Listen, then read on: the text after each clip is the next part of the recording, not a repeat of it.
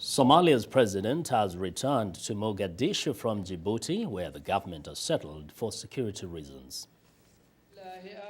Somalia's new president, Sheikh Sharif Ahmed, says establishing security in the capital Mogadishu and the rest of the country is his top priority. Professor Abdi Samatar of the University of Minnesota agrees, but has some suggestions. We should listen to the Somalis inside Somalia and not the internationals. That's the first challenge, because it's inside the country where things are going to be made or broken.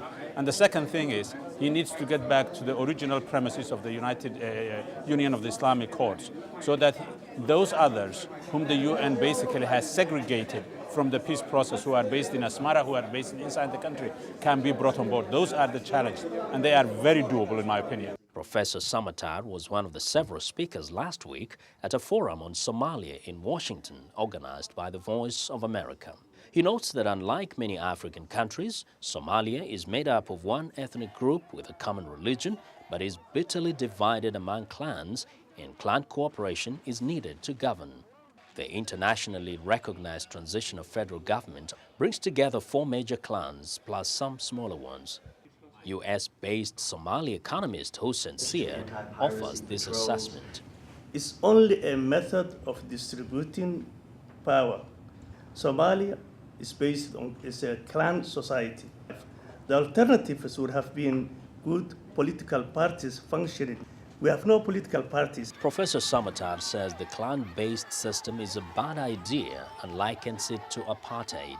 Where I can say, I know your clan and therefore I know your ideas. He says a similar ideology caused the genocide in Rwanda. Where they said, he's a Hutu or he's a Tutsi, get rid of him because he has particular ideas.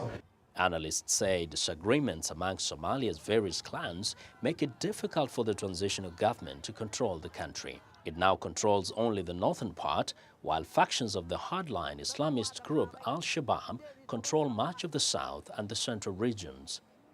Professor Samatar says the transitional government must talk with all groups, including Al-Shabaab.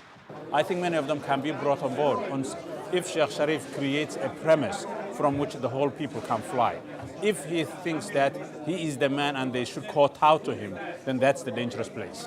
Without a stronger central government, Abdiweli Ali, an economist at Niagara University in New York State, says pirates will continue to control Somalia's coast along the Indian Ocean.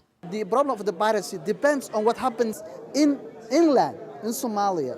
Okay? As long as these people, there's no government, there's no means of living, there's no security, there's no sustainable way of people feeding their families, then you're going to have piracy.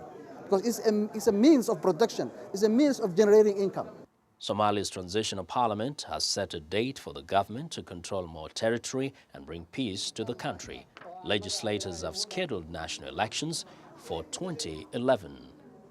Vincent Makori, VOA News.